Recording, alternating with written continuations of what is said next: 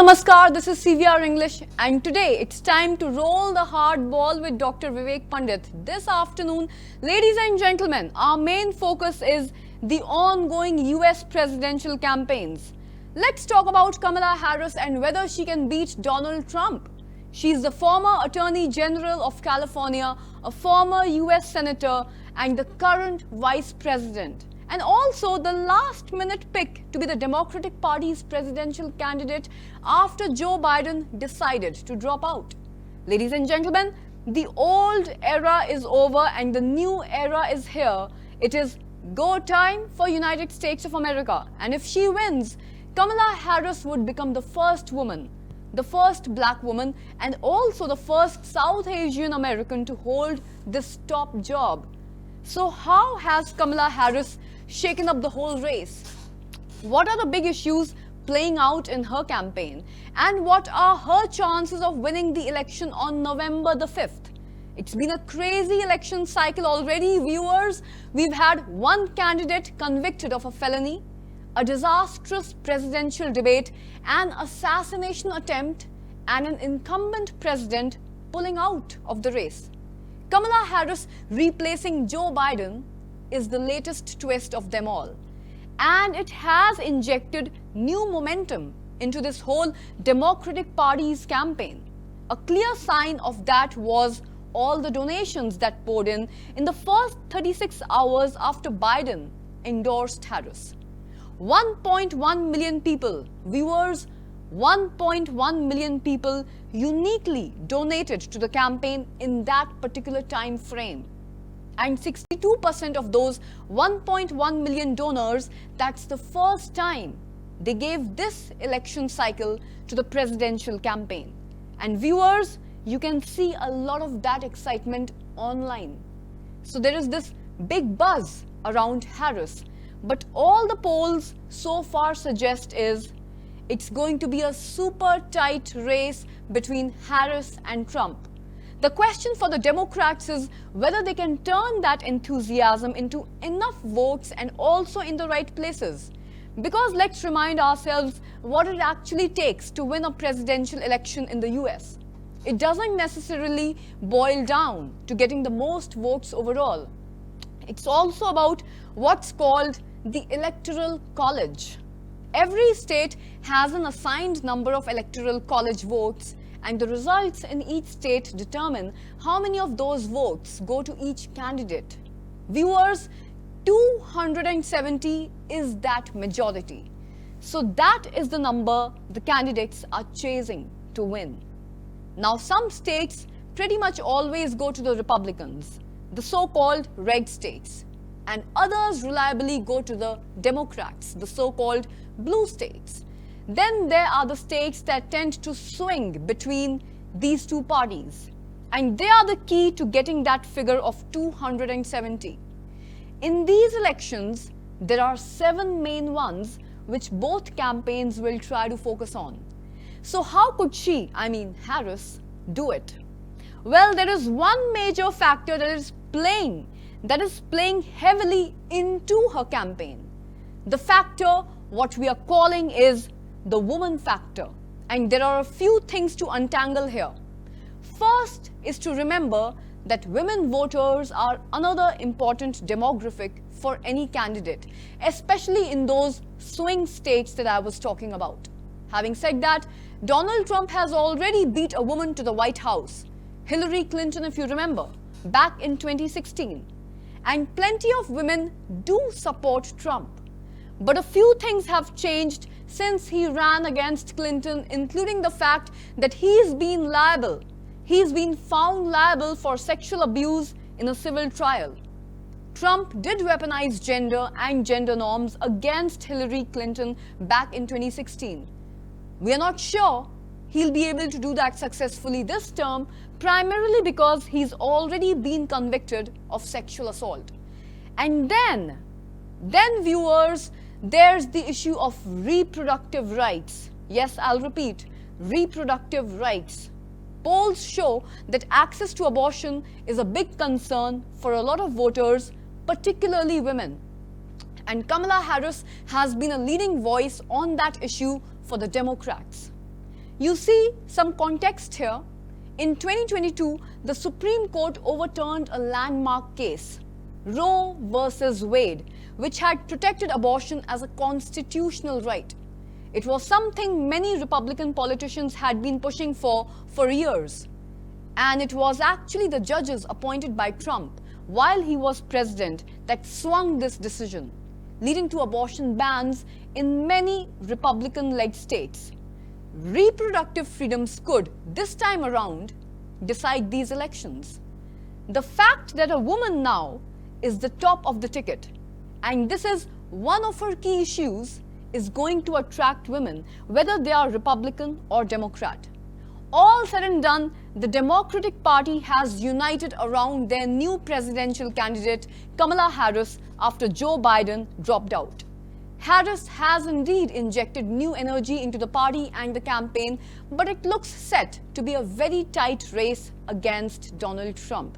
Ladies and gentlemen, let me tell you, to discuss this matter further and to discuss other pertinent matters related to our society and our lives, to throw more light on all these matters, we have Dr. Viveik Pandit joining us live today at CVR English newsroom all the way from Uttar Pradesh. Now, sir is quite a prominent figure in the world of literature. He has more than 20 books to his credit as an author. And when he is not writing, he serves as a professor at a distinguished management institute. An avid communication coach and a mentor he is, and a dedicated blogger. We welcome you to our prime time, sir. How are you doing today, this afternoon, sir?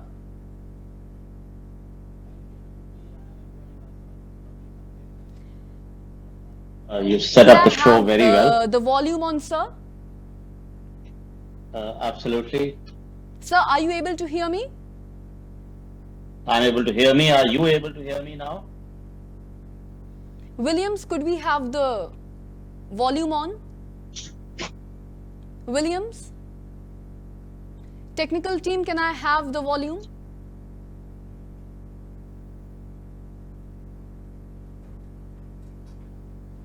Am I audible now?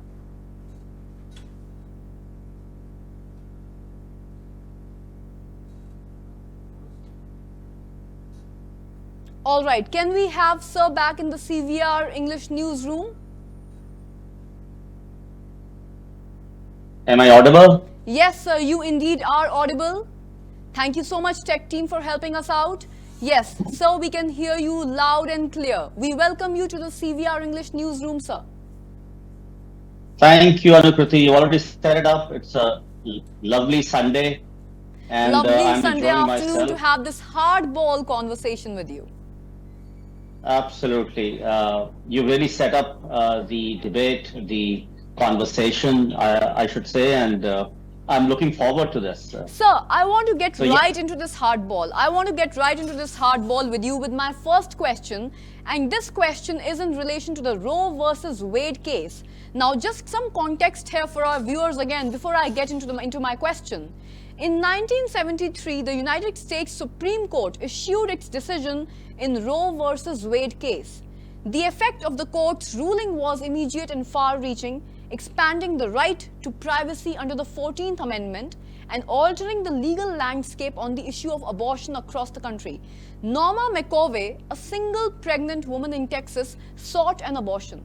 At the time, Texas law prohibited abortions unless performed or obtained to save the life of the mother. That was the only case under which women could achieve an abortion. But to protect her privacy, McCorvey filed a suit in federal court under the fake name of Jane Roe. The defendant at the time was Henry Wade, the district attorney in the Texas county where McCorvey sought the abortion. Roe argued that the abortion ban was unconstitutional and asked the court to issue an order that would stop Texas from enforcing this law. And the district court found the Texas restriction on abortion unconstitutional on the grounds that the statute was too vague and overly broad and impinged on the rights reserved to the people under the 9th Amendment. So, sir, my question to you is very direct, extremely direct and hardball. Pro-life versus pro-choice. Don't we have a right to decide what we want or don't want for our own body? Don't we get to decide what happens and what does not happen to our body? Or the state gets the privilege to decide what to do with our body? As a society, where are we headed, sir? Towards control or towards chaos? Or how do we bring some sanity to this canvas of human rights and privacy, sir? Over to you. Thank you, ANUKRITI. This is the Hardball show, and I will not mince my words either. Rest assured. So you asked a very direct question, a very pertinent question, and let me get straight to the point. We are talking about a woman's body here, and we have to shun all kinds of hypocrisy. The misogynistic overplay, that needs to go absolutely. It is for the woman to decide what is right for her. Of course, with medical support and help, what is right for the baby, what is right for the mother, that has to be decided, and that decision has to be taken in consultation, of course, with the medical practitioner. That decision has to be taken by the woman herself. No other person, I feel, has the right, the authority under any law to interfere in this case. So I'm very clear with this. We are talking about, we don't even should use the expression equal rights here. It is a humane right. And no, and when I say we as a society, we as specifically the male society is doing no favor by granting that right to a woman.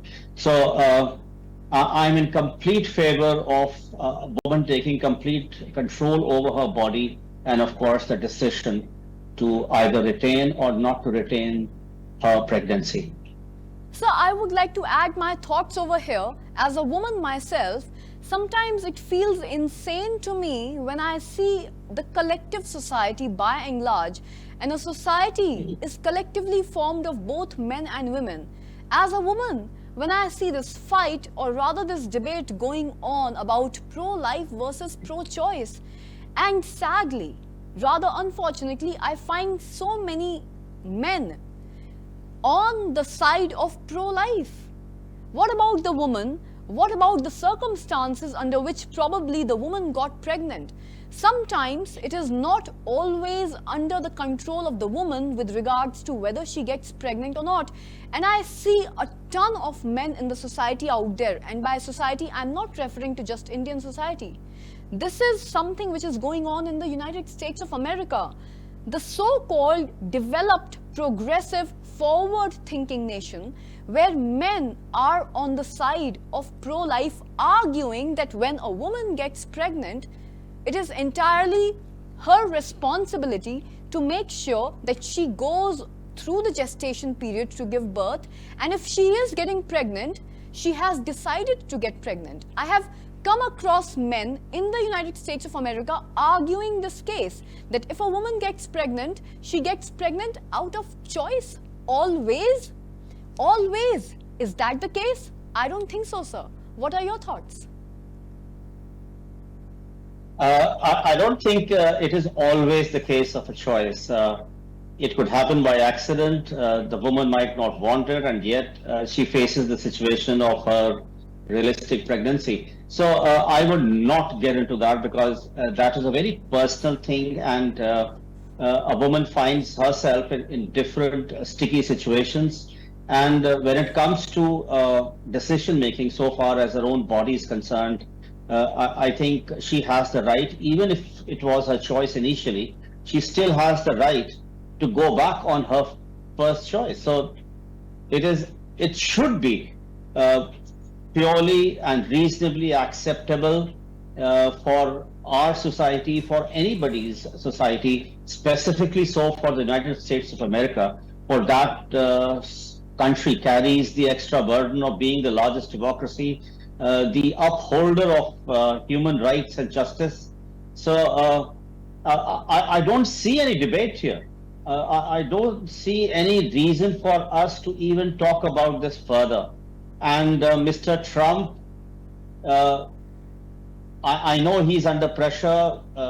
He's catering to his voters, his supporters out there. So they are definitely seeing red when it comes to the abortion issue, and Mr. Trump is playing along. But rest assured, I see this exercise, this entire controversy, so to speak, blowing up like anything, and I think it is going to be tough going for Mr. Trump. Let me say that upfront, although the results are far away, and as you said that the results are going to be very tight. But I don't see Mr. Trump at least winning if he is not supporting the abortion right of a woman this presidential election. Very interesting point that you mentioned, sir, is that I don't see any debate over here. I agree with you, I resonate with you, because I don't see a debate either. But for the longest period of time in human history, we have seen this debate, this so-called debate of pro-life versus pro-choice going on, especially in the United States of America. And like you said, and I hope, I can only hope in the future as a journalist that men start to understand that when a woman gets pregnant, it is not always by choice, and there are accidents involved. Accidents do occur. Despite the use of contraception, it is not always a woman's choice. When it comes to pregnancy, when it comes to getting pregnant, I hope more and more men can get educated and enlightened on the same. And I hope that this social revolution occurs wherein men are able to see some light and some reason in the fact that ultimately it is the woman who gets to decide what happens or what does not happen to her body. And men stop arguing the case that, hey, if a woman just gets pregnant, then she's got to go through the gestation period and give birth come what may. I hope men become more educated, understanding, and most important, empathetic towards women when it comes to such a sensitive issue. We can only hope for the best to happen in the future. So, sir, moving on to my next hardball at you. I'm going to be throwing a lot of hardballs at you today. I'm going to go totally off beat now, if that's okay with you, sir. Absolutely. I'm looking forward to it, ANUKRITI. After all, it is the hardball with you. There's this... Absolutely. So I would like to speak about somebody now. There's this outstanding current young comedian, Matt Rife, quite hot too, by the way, who's exploded onto the comedy scene in the last few years after having put his time in the trenches. He did put in his hard work for 10 years before becoming really popular.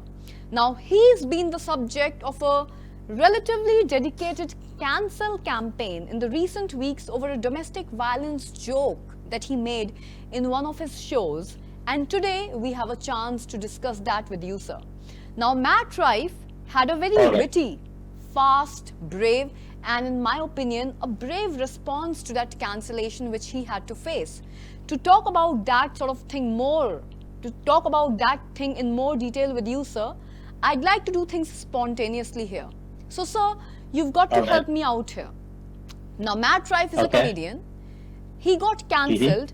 He got cancelled over a domestic assault joke, and in response to that, instead of apologizing like a good boy, he decided to put up a joke at an ad site about a special needs helmet. A helmet to protect the people who are offended by him. Your thoughts on this matter? Him getting cancelled over a joke on domestic violence, domestic assault, and him not apologizing, rather going out on an ad site and putting out a case for a helmet for such sensitive people, people with a sensorial mindset, to be wearing such special needs helmet who feel offended by his jokes. All right, so this is the second issue from the West that you have pulled out of your hat, ANUKRITI. Honestly, I was totally enjoying my lazy Sunday, and here you have me in serious discussion and you're throwing one question after the other. So again, I'll be very honest with you. As a behavioral influencer, ANUKRITI, this is a very relevant thing that you have posted to me, of course. I wasn't even aware of this individual, but there you are, setting up the context, setting up the case right in front of me.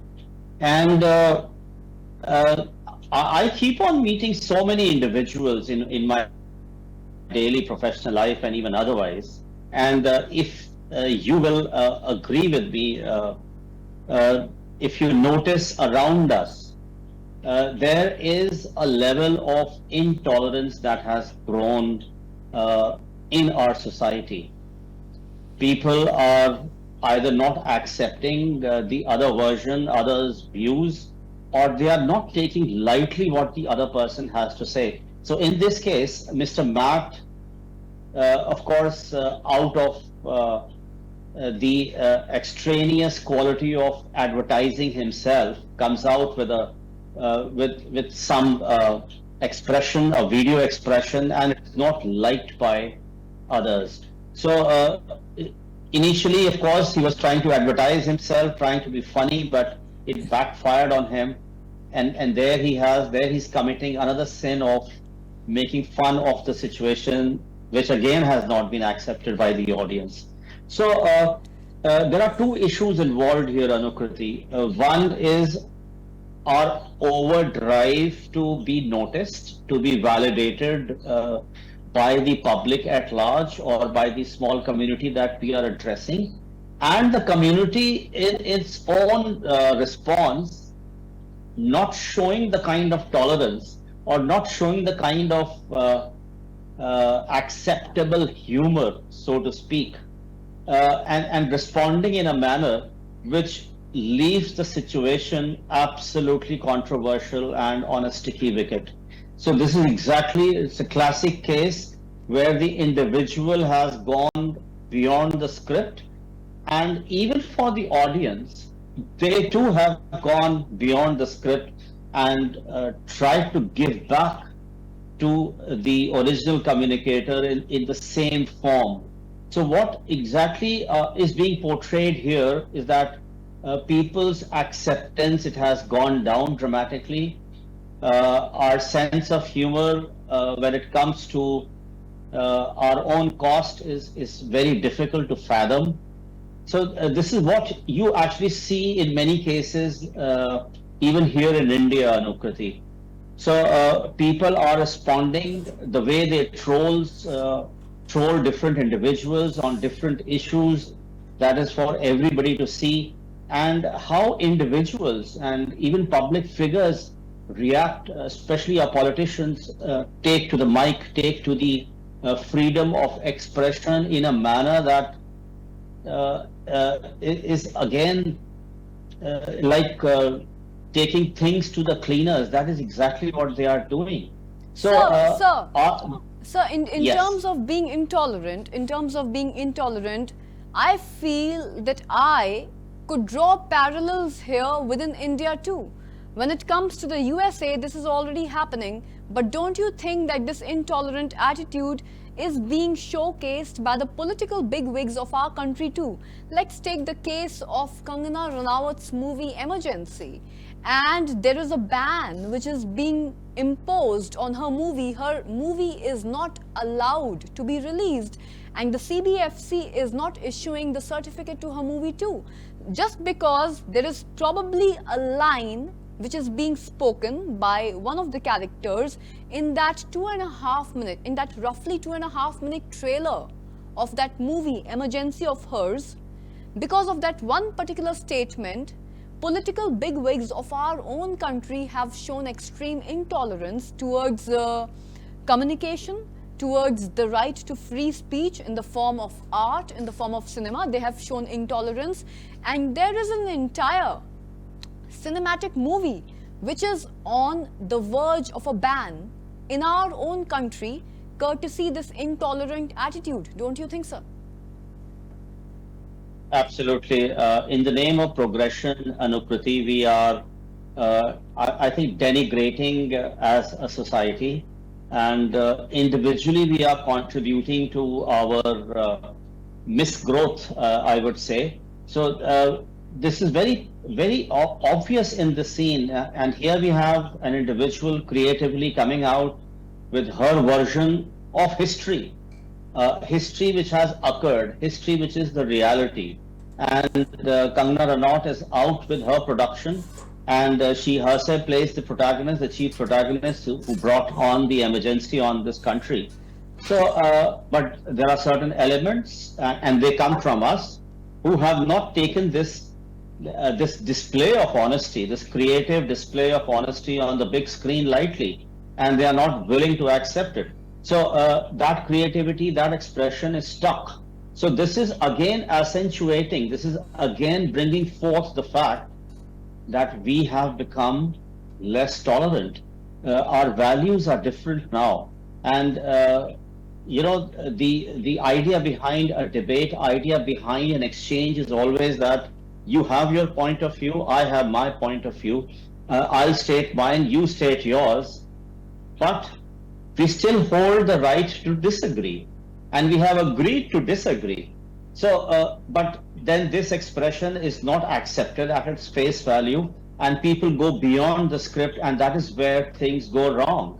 And then you have the extreme expressions, extreme attitudes, and extreme actions being taken, angry, animostic words are exchanged, and there you have it. You have a new controversy, a new dramatic situation which comes out. So this is happening event after event, episode after episode, and we are simply moving from one debate to the next. So like you are saying, like a famous psychologist also once said, there is no right way and there is no wrong way.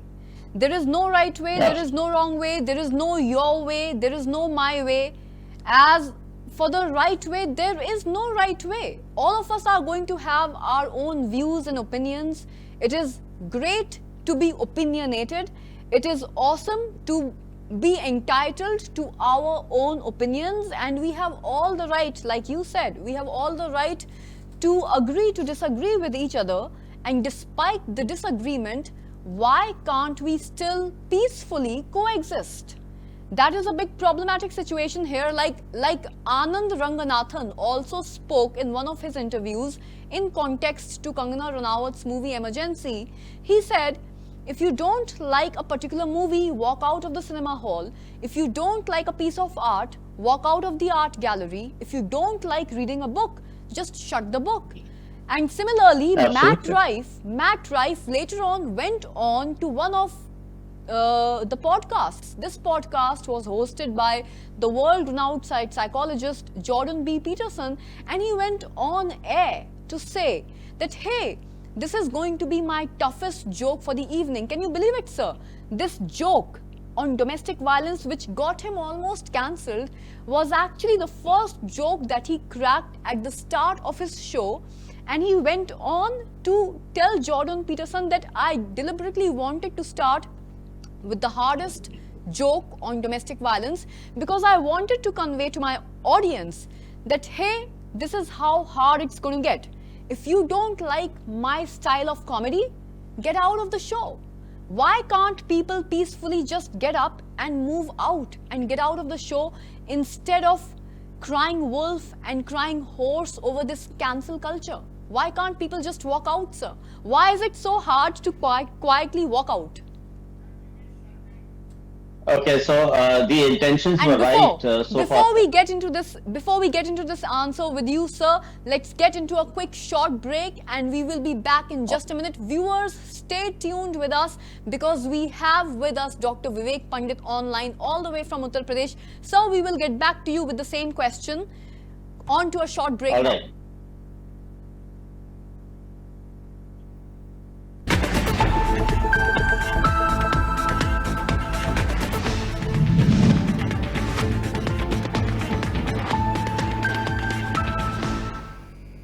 This is Dr. Shantan Palwai, consultant orthopedic surgeon. I'm Dr. Pandit. I am a consultant general surgeon at Image Hospitals. In this camp, we would like to advise you about your various problems concerning your ligament injuries, joint replacement surgeries, and various other polytrauma or deformities corrections. At Image Hospitals, we do get cases of various type of hernias. For the recent advances, we have even a laparoscopy, we have a robotic surgeries, which have changed the complete game about hernia surgeries. This is Dr. Shantan Palwai, consultant orthopedic surgeon. I'm Dr. Pandit. I am a consultant general surgeon at Image Hospitals. In this camp, we would like to advise you about your various problems concerning your ligament injuries, joint replacement surgeries, and various other polytrauma or deformities corrections. At Image Hospitals, we do get cases of various type of hernias. For the recent advances, we have even a laparoscopy, we have a robotic surgeries, which have changed the complete game about hernia surgeries. This is Dr. Shantan Palwai, consultant orthopedic surgeon. I'm Dr. Pandit. I am a consultant general surgeon at Image Hospitals. In this camp, we would like to advise you about your various problems concerning your ligament injuries, joint replacement surgeries, and various other polytrauma or deformities corrections. At Image Hospitals, we do get cases of various type of hernias. For the recent advances, we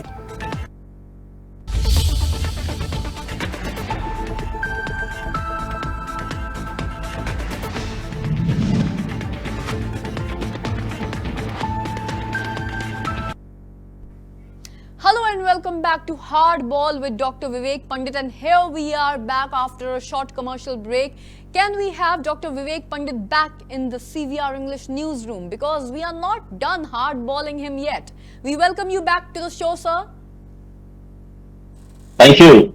So Thank we you. will carry on from where we exactly left off. So Matt Rife went on to a podcast with Jordan B. Peterson, who is a world-renowned psychologist, and he said, hey, this is going to be my hardest joke, and my jokes which are lined up post this joke are going to be along the same lines.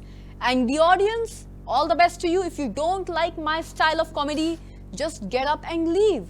So my question to you, sir, again, another hardball.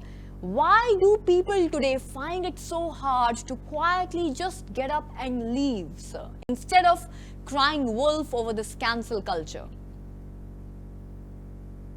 So, Anukriti, valid question, but the fact remains that we as humans, we as a society, although we have been progressing dramatically, but of late, our acceptance of things, acceptance of people, acceptance of humor, that ability has gone down. It is fantastic that we are debating. It is fantastic that we are expressing ourselves more freely now, but the level of acceptance has gone down. So the basic of any debate, basic of any exchange lies in the fact that we are both going to express ourselves and accept the other person's point of view. But it has become relatively difficult, and that is happening because we are allowing others to cross certain boundaries, but we are not accepting their crossing over. So it is ironical, it is hypocritical. We move a step forward and we move 2 steps backwards. So that is what has happened to our entire Absolutely society. agree with you, And sir. That's a very hypocritical situation that you just threw some light on. Although we are showcasing ourselves as somebody who allows people to step into our boundaries, but the moment they do, oh, we try to set up these walls all around us, and then we become extremely intolerant, extremely hypocritical situation for people. Absolutely. I feel, Very if you true. ask me, I feel that Matt's unapologetic attitude towards the cancel culture and also his ability to articulate himself so accurately are actually true traits of a quality comedian. Why can't we respect his craft instead of just trying to bring him down over one joke? Very true. Anukriti, one more thing that I would like to share here. And the fact is that we live in times where technology has taken over our lives. And if you remember, when we were young and we would have those small fights with our mates, we would also, I remember I can recall using the expression कि तुमसे कुट्टी. I'm not talking to you, right? I remember So, that. yeah, so that is the human instinct of reacting to a difficult situation. And as a young child, even I have done that. But what is happening in today's time is that, our communication systems are so robust. Communication is so convenient. And so we are able to group together as a community across borders, internationally, at a wider platform, and then recreate that kutti culture into a cancellation culture. So we form groups, we form certain like-minded communities quickly. It's like you scratch my back, I scratch your back. Things which are convenient or suited to a specific group, they take over a certain case, and then they go around, expanding that cancelling culture. So that is exactly what is happening. And when it comes to one celebrity against a million followers, life becomes a living hell for the celebrity. And this is exactly what has happened. So despite all the bravado that Mr. Math displayed right at the beginning of that show, he got the result. So talk to this me. Is all because Talk to me a bit more about the cancel culture that is arising to a large extent, also from the fact that we as a society are becoming increasingly intolerant towards each other's words and actions, sir. Because I don't think it's a real thing. I think that we are very lucky. I think that to a large degree you would agree with me when it comes to this viewpoint, that I think in today's day and age, with technology on our side, artificial intelligence on our side, we are very lucky as artists to have our entire fate lie in the hands of people, unless you do something extremely bad or something which is illegal. I don't really believe that cancel cultures exist, because if it comes from a place of actually calling for change, like if for example you historically assaulted women and said horrible things about women, then maybe people can say this guy doesn't really deserve a platform. But the idea that one joke a comedian made is emblematic of their entire body of work, for me rather, is quite insane, sir. Anukriti, with the communication technology, there is another aspect which you possibly are missing: the power that it gives to individuals. It does. Look at your reach as an anchor. Look at the reach that you command with the help of the technology. You are reaching millions of homes. So likewise, for individuals who doesn't even have the experience, doesn't even have the capacity of being an anchor like you, but yet hand over the internet, hand over the smartphone to that individual, and you have this various platforms which are the social media which is available to the individual. You can speak, you can send your word across in different forms, in reels, in expressions, all kinds of ways you are able to reach the specific individual, or for the specific purpose that you intend giving out your word to. So every individual has that power, and for a change they want to exercise that power. So I think we are still evolving as a society, Anukriti, and that is reflecting in our reactions, which by any standards, I will not defend that, but by any standard, it's a lowly thing to do. So where are our moral values? Where are our righteousness? So we need to go back to the classroom. We need to go back to our basic textbook of morality. I like that phrase. I think these I are like that phrase that you used. We need to go back to the classroom. Yes, we need to. And as a society, I Absolutely. think we can only hope that people will slowly but increasingly become more tolerant towards each other. Sir, might I, with your permission, take a twist over here and throw a harder ball at you? absolutely do that. Extrapolating on this cancel culture, it brings me to the ghosting culture of our generation.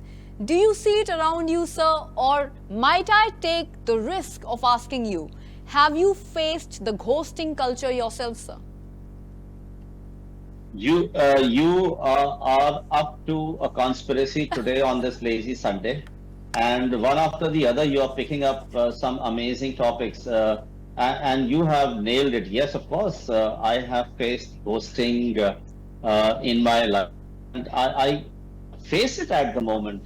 So, and my best friend ghosted me. I never knew this word till the time that somebody. I remember I was in a conversation and this word, this expression cropped up, and then I came to realize that uh, this is exactly what I am going through. So, yes, my honest statement to you would be yes, I am facing ghosting at the moment, and when it comes to you from your best friend, and it troubles you, man, it hurts you, it gets to you. So this is something that has touched my life. So I too have strong feelings about it. And I think had it not been for me, for any other individual who undergoes this strange act of not even recognizing the fact that you exist now is extremely troubling. And I understand that any human's basic fear is validation. This is not exactly validation, but once you've built a strong relationship, and in a puff, it is just gone. Yeah, it's just like, in a puff, like you said, the whole relationship disappears into thin air. So, building on the ghosting Absolutely. culture, keeping the jokes aside here, on a serious note, doesn't the very act of ghosting lead to the breaking of a bigger value known as trust? Doesn't it shatter the trust that you built in the other person? What about the trust? Okay, so the trust definitely is gone. You like in my case, since the last almost 2 years, I've been trying to rebuild that thing, but it just didn't happen. So trust is definitely one of the. It takes a big hit. Trust takes a big hit, and besides the trust factor. You are bruised, you are injured emotionally, the positivity in you that gets trampled upon. So I know different individuals react differently to this crude behavior, and but for me personally, yes, it has affected me largely, and it is not easy to undergo that. Trust is definitely a major a victim, Because easy I victim, ask I would say. myself, sir, I am asking myself all the All time, right. why can't people like real adults stand up, show up, and just be accountable for their own actions, behaviors, and their choices? Sir, is it really that hard to be responsible and accountable for our own actions? Why can't we just speak things the way they are? Why can't we speak to the face instead of ghosting somebody? Where is the courage gone? Why don't we have the courage these days to speak things to the face of the other person? I think this is a basic element of individuals' ahem, the ego, and the ego is not willing to accept that you are in the wrong. So that is something that is unable to come to terms to this fact and come forward and accept things, or come forward and try to understand the other person's view. I think these are very critical things which individuals are unable to uh, take a definite stand on. It requires much character, it requires much courage, boldness. But at the end of the day, people forget that after all, we are just sensitive human beings. And if we take those small steps, we can make such a huge difference. So this might sound a big thing that you have been ghosted, but look at the simpler side. All it takes is reaching out.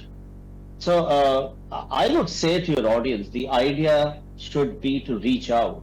Especially, I would doing say that? to the younger audience, sir, if you could give a message today, especially to the younger audience through this show. So, life is too short, people, to be involved or to be stuck in such kind of situations, or give the other person that rough treatment, or to be yourself involved in such a difficult situation. Reach out. Even if you are the individual who has been ghosted, reach out, make that effort.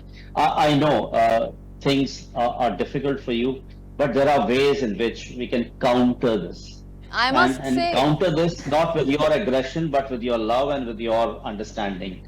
Yes, Anukriti. I must say this afternoon, you are not just hitting, but rather hardballing the bullseye with your insights, sir. And now, this brings me to my last question for this hardball.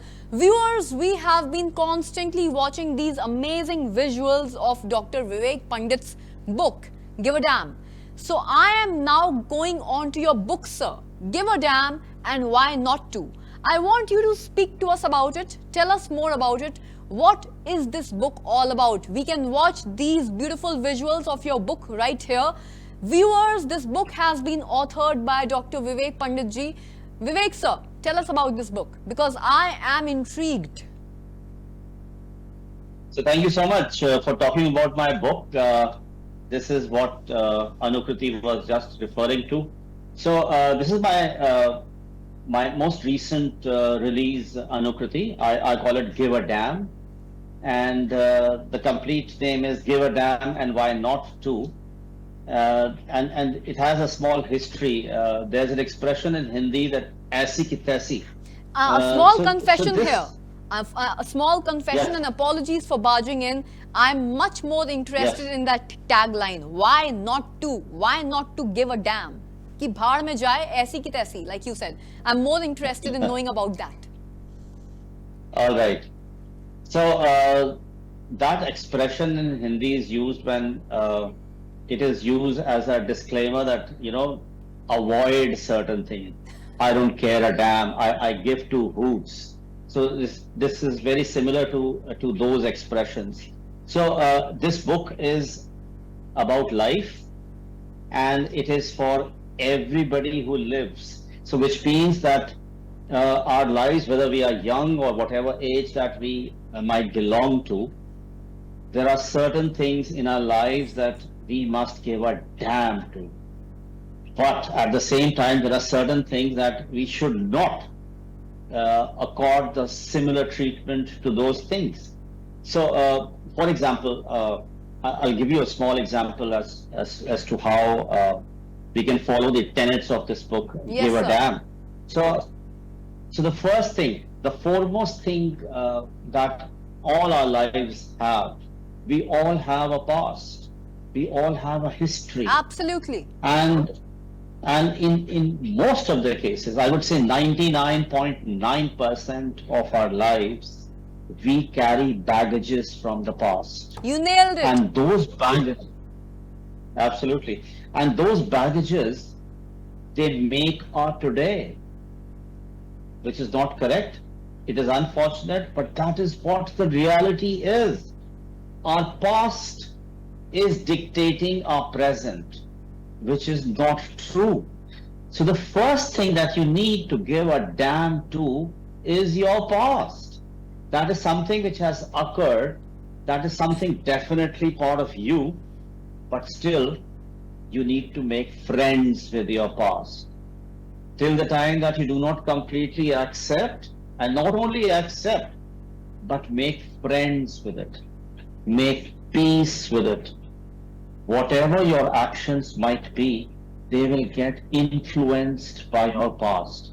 And the human nature is such, we tend to pick up our negativity and carry it along right through. We trudge with it. And that is why the word baggage, we shoulder ourselves, we carry so much of weight on our shoulders. These shoulders are not meant to do that. They are meant to look ahead and move ahead. But we don't do that as human beings.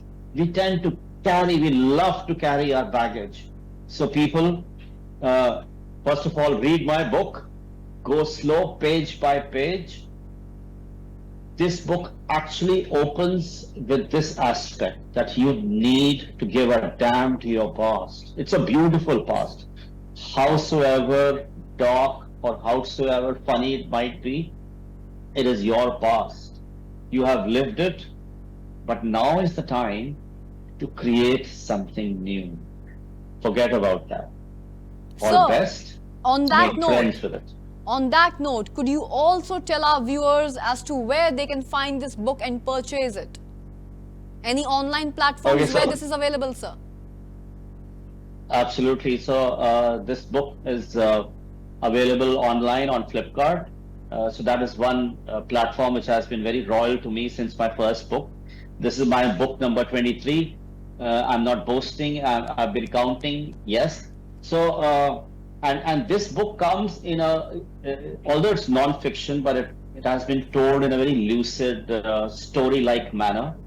So I'm sure you'll find it very interesting, and it can be bought online. It is not available physically in stores, but yes, it is available online. So it would be a pleasure to be read and of course reviewed by you people, all you beautiful people.